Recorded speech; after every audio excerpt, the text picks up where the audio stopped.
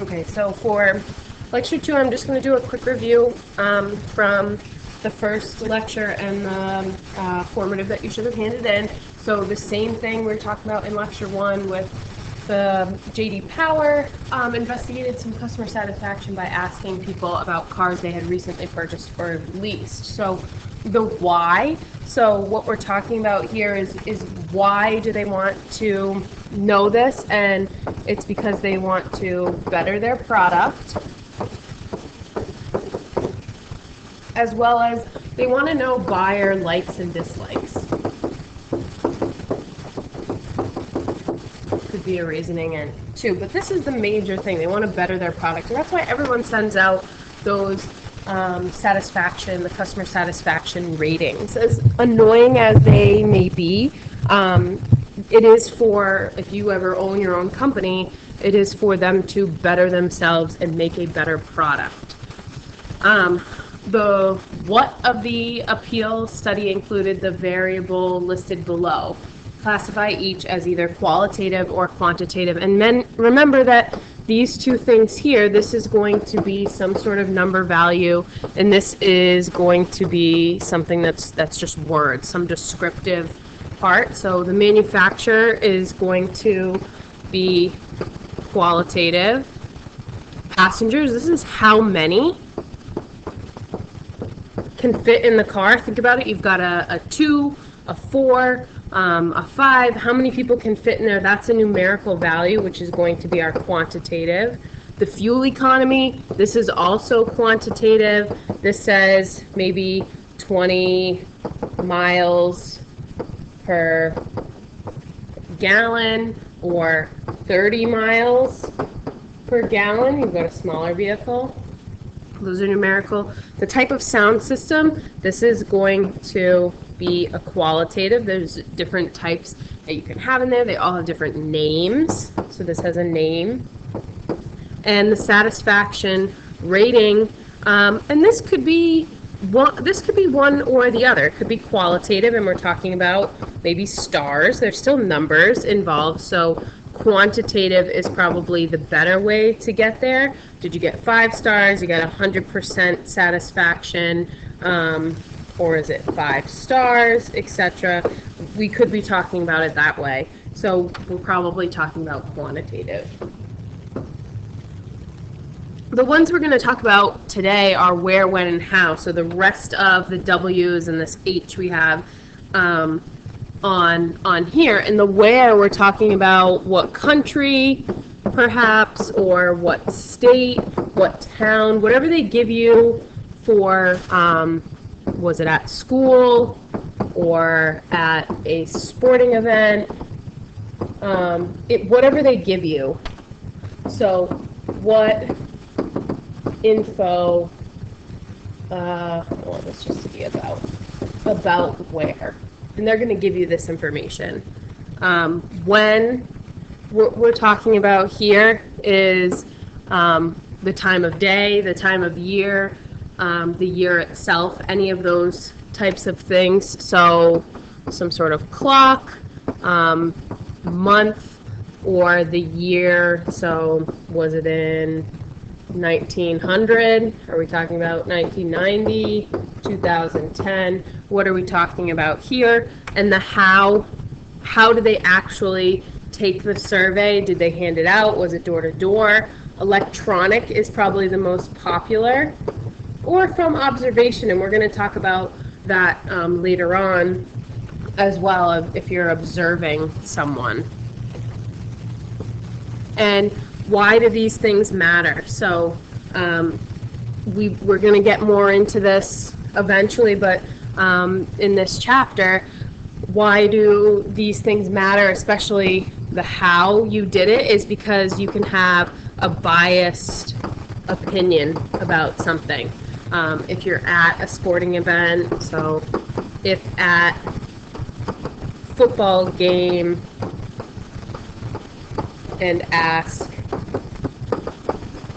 do you like football? Okay, this is something that is going to have a lot of biased responses. Some people might be there just because they think Tom Brady is cute, but most people probably enjoy the game of football, so asking that and then saying that the majority likes football, not really a good survey. Okay, so here we have the Tour de France. Lance Armstrong made history by winning the race for an unprecedented 6th time. In 2005, became the only 7-time winner and set a new record for the fastest speed. The cancer survivor, Armstrong became an international celebrity, but it was too good to be true. In 2012, he was found to be doping. He was taking some sort of enhancement drug, and they stripped him of his titles and records and banned him from the professional cycling. You can find the data on the Tour de France online. Here's just some of the 100 entries. So the W's for this and what is going on in this, and there's a lot of different things. So we'll start with the who, and these are all the Tour de France winners. And the what is the biggest part. These are all of your variables. And these can all be found up here. Here are all of your variables.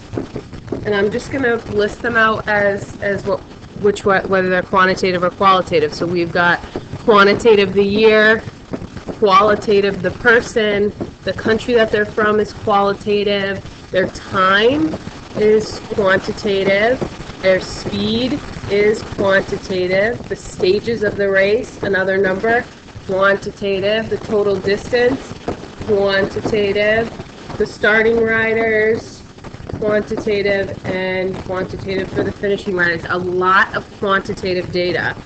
So here we can say mostly quantitative. Down at the bottom, the where. So where did this happen?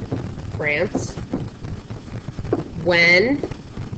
We can see here that I left out, there's more here and more here. You can see by the dots. So when this data is from 1903 to 2014. And how. Excuse me, later, that's who you call 251. Sorry about that. So these are just your physical stats. This is all the stuff that's given to you. So how they collected this, they took the time, they knew where everyone was from, they knew how many stages, the total distance, etc.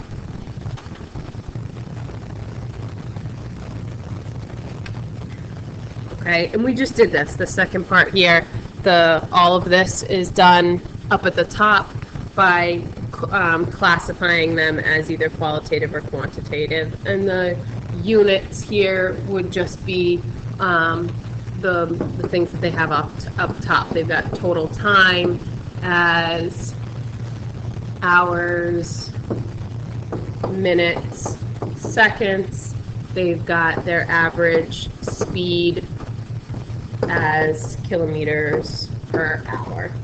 Okay, so identifying all of that stuff. A lot of times you can do it right when you're writing them down. Right? So things that you want to think about is don't label your variables as qualitative or categorical or quantitative without thinking about your question. So this is the question that you are asking. What was the time? Okay, versus maybe the time of day.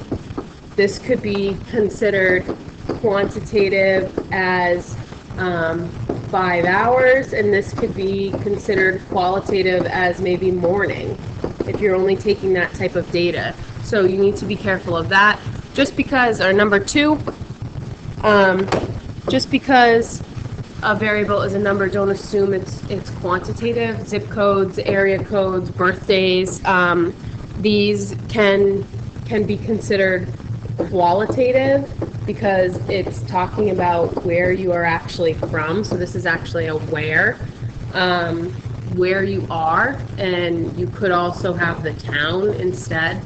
So, and lastly, number 3, always be a skeptic. We want the truth. So you're always asking these W's. So ask the W's of every survey to make sure that you're getting everything that you need out of it. Okay, and this here just has kind of something that has a bunch of interesting data that we can look at in your own world. The world's richest female singer, Madonna. Now this is taken from, I think this book came out that I took this from in maybe 2014, so it has been a while, almost 6 years, but American singer, songwriter, and actress Madonna topped the 2013 list of world's richest female singers with over 30 million albums sold worldwide. She stood alone among the who's who of great singers as the only woman with a net worth of over $1 billion. Runner-up Madonna was Mariah Carey at $900 million. 7 of the world's 10 wealthiest women singers were Americans, with Canadian Celine Dion the richest non-American to make the list. Dion was in 4th place behind Madonna, Carey, and Barbra Streisand. England's Cher Lloyd was the youngest singer to crack the top 10. So this is when these songs were still big. Now you can see that you've got some qualitative data, some qualitative birth year could even be considered maybe qualitative or quantitative depending on what they're talking about. You've got quantitative data, how many Grammys, and their net worth. Okay, now this is probably old here for us.